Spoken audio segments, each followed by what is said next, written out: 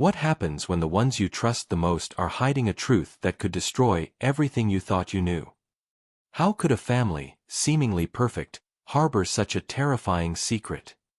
The truth is darker than anyone could have imagined. What really happened behind closed doors? On a quiet evening, a beloved woman was found lifeless in her grand home. But the killer wasn't who anyone suspected. The truth was buried deep, waiting to be uncovered.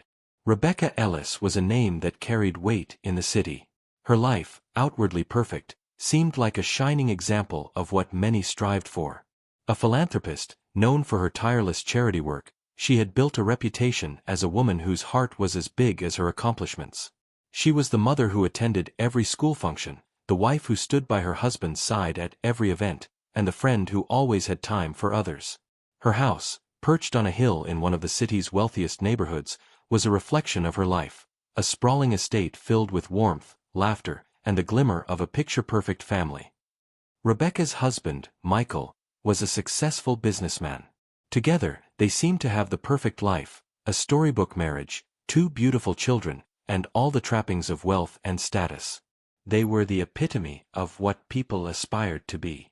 For years, Rebecca's smile was the symbol of grace, an image so carefully curated that it seemed as if nothing could ever tarnish it. Then, one fateful evening, everything changed. It was a cool autumn night when the police received the call. Rebecca Ellis had been found dead inside her home, a place that once echoed with love and laughter now stilled by a tragedy no one saw coming. The news spread quickly. Family, friends, neighbors, and strangers were left in shock. How could a woman so full of life, so adored by all, meet such a violent end? The questions piled up. The answers, however, were nowhere to be found. The media descended on the quiet neighborhood. Journalists and cameramen gathered in droves, hungry for answers, ready to uncover the hidden truths behind Rebecca's death. The image of a perfect family, held up for years as a symbol of success, was now shattered. And yet, no one could have predicted the layers of secrets that would begin to peel away. Secrets buried so deep that they threatened to consume everything Rebecca had worked so hard to build. Her death was a mystery, a tragedy. But soon, it would become something far more than that. When the authorities arrived at the Ellis residence, they were met with a chilling scene. The grand foyer, usually filled with the sound of laughter and soft music, was eerily silent. Rebecca Ellis lay motionless on the marble floor of her expansive living room, a space adorned with expensive art, delicate furniture, and family portraits that once depicted a life of joy and togetherness. There was no sign of a struggle, no shattered glass, no overturned furniture, just the stillness of a room that seemed to hold its breath. But the bloodstains on the carpet told a different story. They were small but scattered, as if Rebecca had tried to move, tried to fight for her life, but had been overpowered in a place that should have felt safe. Strangely, there were no signs of forced entry. The doors were locked, the windows sealed. It appeared that whoever was responsible had been inside the house, perhaps even someone Rebecca knew. But who? And why? The questions loomed larger than the answers. As the investigation began, the focus quickly turned to those closest to Rebecca, the people who would know her best. Her husband, Michael, was the first to be questioned. The devoted businessman, always by her side, seemed to have no answer for why his wife was dead, or how it had happened. He was shocked, distraught, yet his alibi was solid. He was at a corporate meeting, miles away, with several colleagues who could confirm his whereabouts. His grief appeared genuine, but the detectives couldn't help but wonder, if he was innocent, why did the murder feel so personal? Next, attention shifted to the children. The Ellis 2 kids, a teenage son and a daughter, both seemed deeply affected by the tragedy. But their reactions were puzzling, too composed, almost rehearsed. The daughter, Emma, who had been closest to her mother, said little during the questioning, staring blankly at the ground when asked about the night of the murder. Meanwhile, the son, Jake, appeared distracted, his emotions fluctuating wildly. One moment he was crying for his mother. The next, he was completely detached, offering little more than short answers. The detectives couldn't shake the nagging feeling that something wasn't quite right. The family members' stories didn't add up. But there was one detail, one tiny clue that caught their attention: a series of odd messages found on Rebecca's phone. The last one, sent just hours before her death, had been from someone named Z. Who was Z? And why had Rebecca kept their conversations secret? Days passed, and the investigation grew tense. The authorities found themselves spinning in circles, grasping at straws.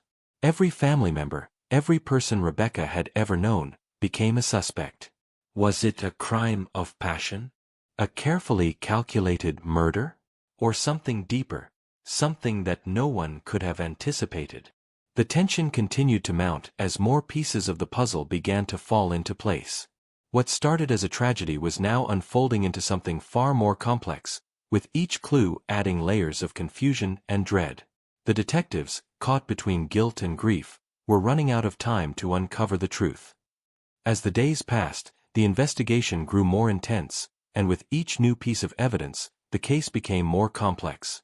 Detectives carefully combed through the Ellis home, searching for anything that could explain Rebecca's death. It wasn't long before something unusual was discovered. In Rebecca's bedroom, a small scrap of paper was found hidden beneath the bed. At first glance, it seemed insignificant, a hastily written note, with no clear context. But the detectives knew better.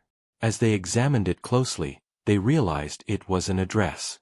An address that didn't belong to anyone in the family. It was a location a few miles away, linked to a man named Daniel Harper, an acquaintance Rebecca had never mentioned. Was Rebecca having an affair?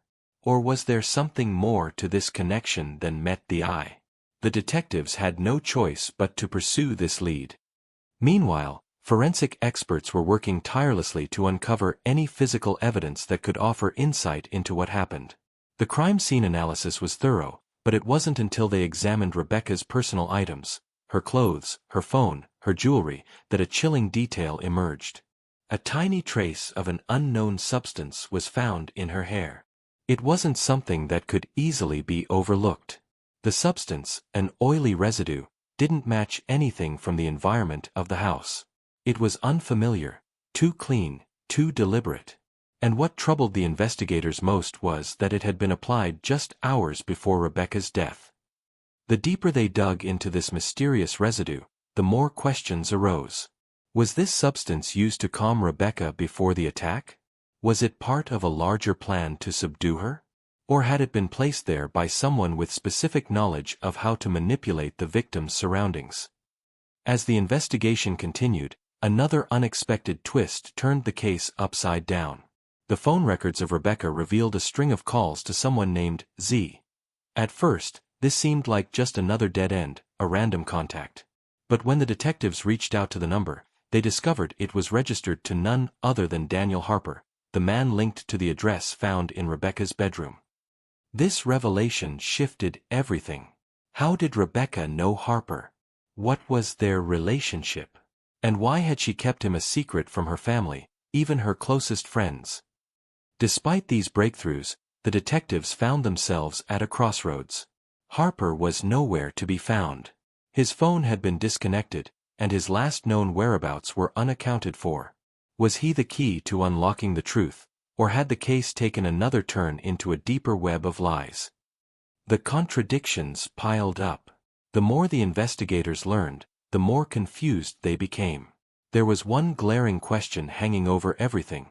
Who had the most to gain from Rebecca's death? The family, the friends, or someone hiding in the shadows, playing a game that no one could yet understand? With every twist, the case became harder to solve, as new evidence raised even more difficult questions. Was the perfect family truly hiding deadly secrets? Or was there someone else, lurking just beyond the reach of the investigation? Just as the case seemed to be nearing a conclusion, a revelation surfaced that turned everything on its head. Days of interviews, forensic tests, and dead-end leads had brought the investigators to the brink of exhaustion. They had assumed the key to the mystery lay in Daniel Harper, the mysterious man linked to Rebecca's hidden note and the cryptic phone calls. But what they uncovered next shattered all of their assumptions. The breakthrough came from an unexpected source, Rebecca's closest friend, Laura, who had been silent throughout most of the investigation. Laura, it turned out, had been keeping a secret of her own, a secret that had gone unnoticed by the detectives. As the detectives pressed her for details, Laura revealed that she, too, had been receiving strange calls from Rebecca's phone in the days leading up to her death. But here's where things took a chilling turn. Rebecca had made a confession to Laura, something no one, not even her husband, knew. Rebecca had been living in fear. Not of an affair, but of a threat from someone much closer to home. And that person, as it turned out, wasn't Daniel Harper. The twist was jaw-dropping. Rebecca had feared for her life, not from an outside attacker, but from within her own family. Her confession was clear. She believed her husband, Michael, was involved in something far darker than anyone could have imagined. She suspected he had been hiding a secret life, one that involved shady business dealings, dangerous connections, and potentially, even murder. Michael Ellis, the man who had been so perfectly cast as the grieving husband, was now at the center of the storm. Rebecca had feared his involvement in something that had escalated beyond her control. She had been terrified of what he had become, and she believed it was only a matter of time before he would silence her forever. How could this be? Was Michael truly capable of murder? Was it possible that he, the person closest to Rebecca, had orchestrated her death? And if so, why would he kill the one person who knew all of his secrets? The truth seemed to be slipping further out of reach with every new fact. The investigation was now in turmoil. Michael had an alibi, but new evidence seemed to cast doubt on his innocence. Could he have manipulated the situation so perfectly that no one would ever suspect him? Was this all part of a carefully orchestrated plan to rid himself of Rebecca's growing suspicions? The investigation had shifted, but not in the direction anyone expected. The once beloved husband was now at the center of a web of deceit, and the family that once seemed perfect was unraveling, piece by piece. Do you believe Michael was hiding something much darker than anyone could have guessed? Or was there someone else pulling the strings behind the scenes?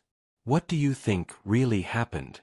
Share your theories below. Did Michael really do it, or was someone else hiding in the shadows all along? The truth was about to be revealed, but it would come at a cost. After weeks of tension, contradictory evidence, and dead ends, the case was finally brought to a breaking point. The final piece of the puzzle came from an unexpected source, a piece of security footage that had been overlooked. The footage was from a camera outside the Ellis family home, one that had been installed years earlier, yet never fully examined. It wasn't much, a blurry image of a figure entering the house late at night. But as forensic experts worked their magic, they were able to enhance the footage, revealing the unthinkable. It was Michael Ellis, the husband who had been playing the part of the grieving spouse. In the video, he could be seen slipping into the house around the same time Rebecca had made her last phone call. But that wasn't the most shocking part. Michael wasn't alone. Standing with him in the shadows, barely visible in the dim light, was someone no one had suspected, Jake, his son. The same son who had been so distraught, the same son whose alibi had seemed solid. But here he was, walking into the house with his father, after everyone else had gone to bed. They weren't just father and son, they were partners in something far darker. The realization hit like a thunderclap. The perfect family, the loving father, the dutiful son, had been hiding a deadly alliance. Together, they had orchestrated Rebecca's murder. The motive was as cold as it was calculated. Michael had been involved in illegal business dealings, and Rebecca had grown too close to the truth. She had started to piece things together, and she had been planning to go public. Jake, though young, had already been brought into his father's world, a world built on lies, deceit, and corruption. They had to stop Rebecca from ruining everything they had worked so hard to conceal. The night of her death, Rebecca had finally confronted Michael about his secret life. She had planned to confront him in front of their son, but she hadn't expected Jake to be involved. In the heat of the moment, a struggle broke out. Michael, desperate to silence her, had done what he had to. And in that moment, it wasn't just betrayal, it was the ultimate act of selfishness and greed. But the truth was undeniable now. The case that had once seemed like an impossible riddle had finally been solved, and the truth was far more chilling than anyone could have imagined. The family was shattered.